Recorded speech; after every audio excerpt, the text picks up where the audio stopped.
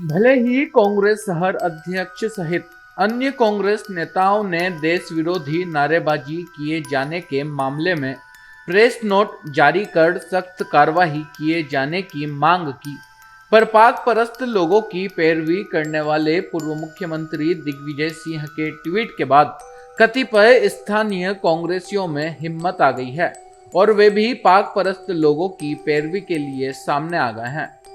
सोमवार को इन स्थानीय कांग्रेसियों के एक प्रतिनिधि मंडल ने देशद्रोही नारे लगाने वालों के बचाव के लिए सुबह पुलिस कंट्रोल रूम जाकर पुलिस अधीक्षक से मुलाकात की और पूरे मामले की निष्पक्ष जांच के बाद ही कार्रवाई किए जाने की मांग की।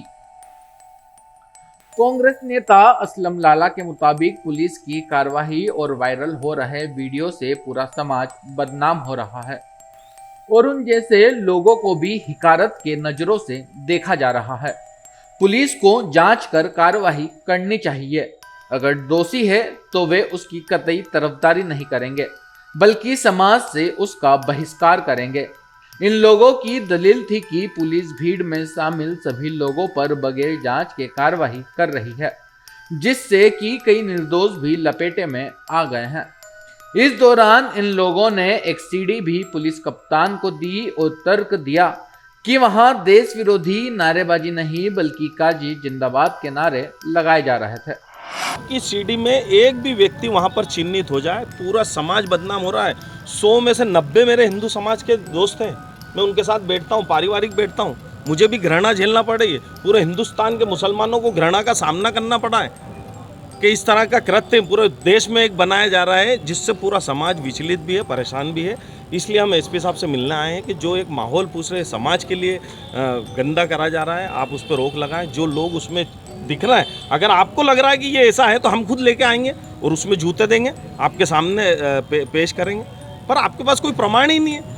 कोई सीडी क्या है, उस सीडी के अंदर हमारे पास भी सीडी है, उस सीडी को आप हमारी सीडी भी सुनो ना, इन्होंने जो बनाई है, जिसको आधार बनाया, जो मीडिया पे चल रही है, उस सीडी को आप भी गौर करके सुनो।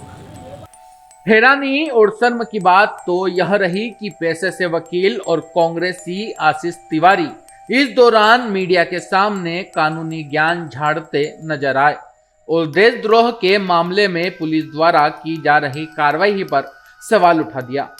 यहां तक कि देशद्रोहियों को सलाखों के पीछे करवाने के लिए इस मामले में फरियादी बने जीवाजीगंज थाने के सब इंस्पेक्टर प्रमोद भदौरिया के बारे में यह तक कह दिया कि जाने कहां से वे सीडी लेकर आ गए हैं और मुकदमा दर्ज करवा दिया। किसी प्रकार कोई आपराधिक कृत्य नहीं हुआ था, पर एक सब इंस्पेक्टर जो है वो प्रमोद भदौरिया, उन्होंने एक पता नहीं कहीं से वीडियो लेके आए हैं और उस पर कोई ऐसी उन्होंने बाइट अपलोड की है और वो उसको पुलिस प्रशासन को देकर एक एफआईआर दर्ज की और एफआईआर बिना सीडी की जांच के, बिना आईटी एक्ट के प्रोविज़न जो आज्ञापक प्रावधान बने हुए हैं उसका भी पालन नहीं किया है और सीधा एफआईआर दर्ज करी, वो भी इतने गंभीर धारा में देश के एक नागरिकों के खिलाफ 124 में दर्ज कर दी इनने। तो मतलब हमारे देश में क्या लोकतांत्रिक गणराज्य नागरिकों की या किसी जाति विशेष के समाप्त हो गए? तो ऐसा नहीं करना चाहिए था। इसके लिए समानता का सबको अधिकार है, सबको यहाँ जीवन जीने का अधिकार है, सबको धार्मिक स्वतंत्रता का अधिकार है, अनुच्छेद 25 से लेकर 28 तक। तो उनका पालन जब सभी धर्म समाज के लोग, सभी लोग कर रहे हैं, तो ऐसी स्थिति में इस तरह की जो रिपोर्ट लिखी गई है उस पर जो कार्रवाई की जा रही है, निर्दोषों को फंसाया जा रहा है, ऐसे ऐसे लड़कों को फंसाया जो कि वीडियो में, उनके खुद के वीडियो में कोई ऐसा आपराधिक करते दिखाई नहीं दे रहे हैं, लेकिन उनको भी कस्टडी में लिया गया, 3-3 दिन की रिमांड ली गई है। आज पेश होने वाले लड़के वहाँ पे। तो ऐसे लोगों के खिलाफ ये कार्रवाई ना करें।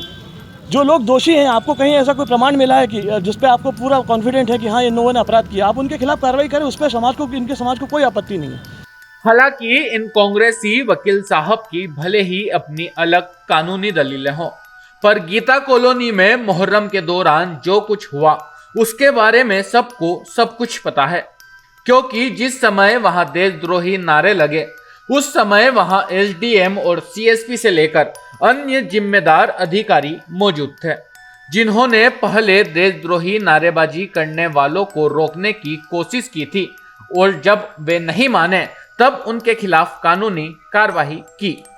हालांकि पुलिस कप्तान सत्येंद्र कुमार शुक्ला ने देशद्रोहियों की वकालत करने पहुंचे तो उन्हें साफ कर दिया है कि उनके पास पर्याप्त सबूत हैं और पुलिस जो कार्रवाई कर रही है वह बिल्कुल सही है।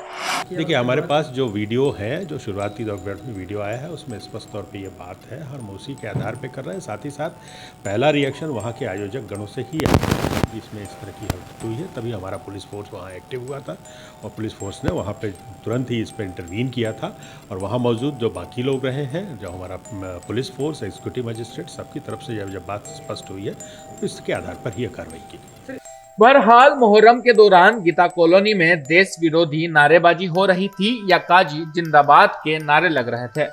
पता लगाने के लिए पुलिस को वहां मौजूद शहर काजी सहित कांग्रेस नेत्री माया त्रिवेदी और उनके पति राजेश त्रिवेदी के भी बयान लेने चाहिए और उन्हें सार्वजनिक करना चाहिए कि आखिर उन्होंने क्या सुना और क्या देखा।